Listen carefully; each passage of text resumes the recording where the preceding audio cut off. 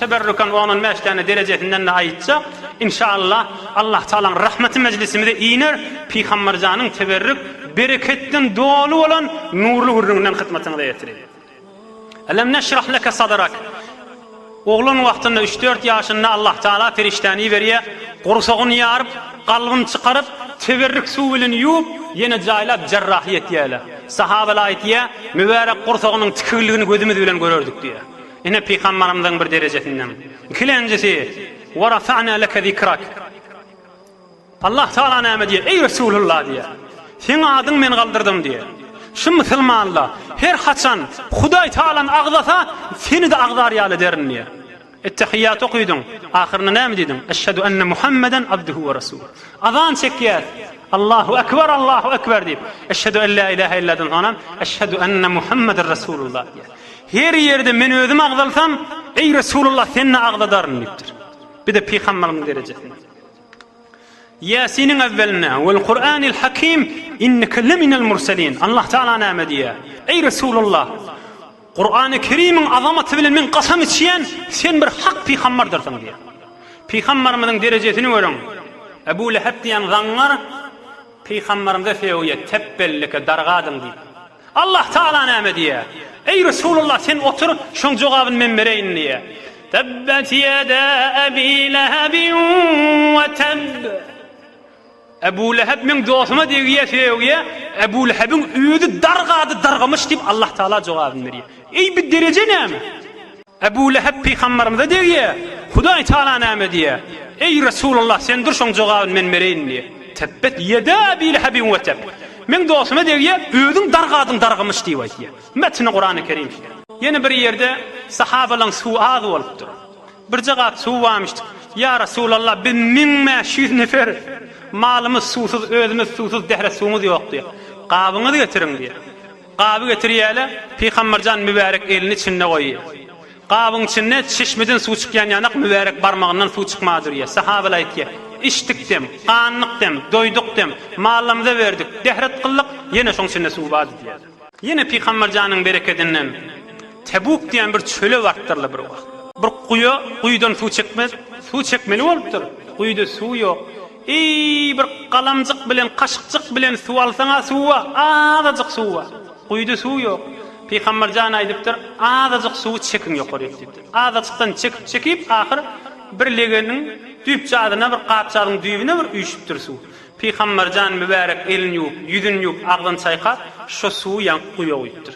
Quýa içinden çok akana suw çykypdyr. Peygamberjan aýtdyr, ey Maaz diýipdir.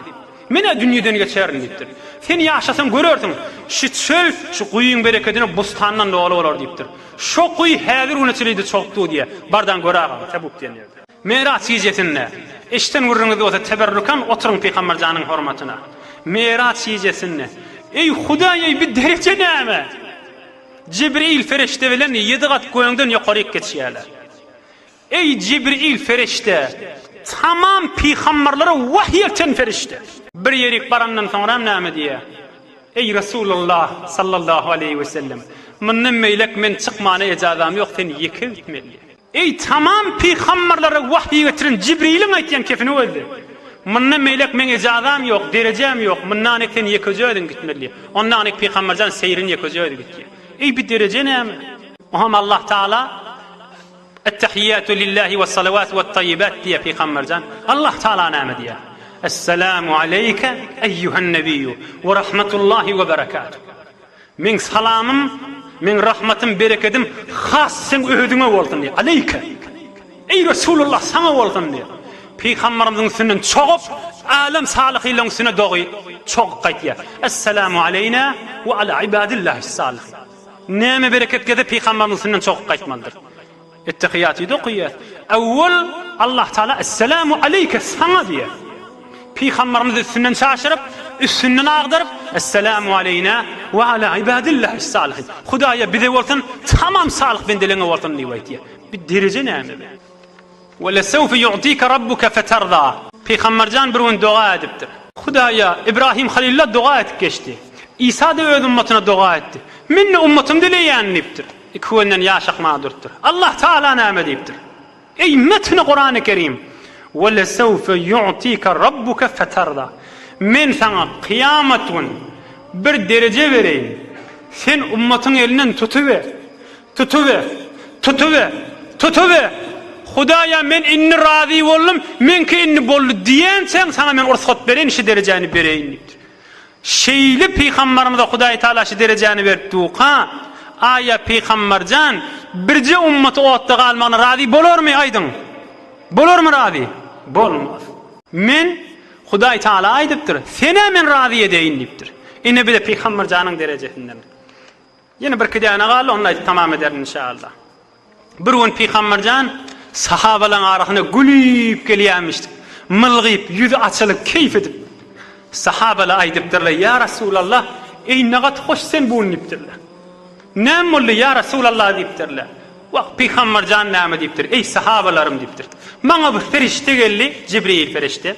Ve aytti: Ey Muhammedur Resulullah sallallahu aleyhi ve sellem, Hudaý Taala haber verdi sana. Her kim sen ummatından sen Resulullah'a bir tane salavat aytsa, men Hudaý wede berýän şol adama 10 salavat aýdaýyn diýip aýtýardypdyr. Ey Hudaý bir derece näme? Tekrar edeyin. Hudaý Taala aýtýar: Ey Resulullah, her kim seni Muhammed'e sallallahu aleyhi ve sellem bir tane salavat aytsa, Allahümme salli ala Muhammed diýse, men Hudaý şol adama 10 salavat aýdaýyn diýipdir. Yani men Hudaý Taala şol adama 10 tane rahmetimi bereýin diýdi. Razı bolmaýanmy diýipdir. Hudaýa razı boldum diýipdir peygamberimiz. Ine bir de peygamberjanyň gurrun. Ahirkisi: ey ümmeti İslami, ey mümin, ey jawan dostlar, ey yaşly yaşlılar. Peygamberjan bir zat aýdypdyr. Ey musulmanlar diýipdir.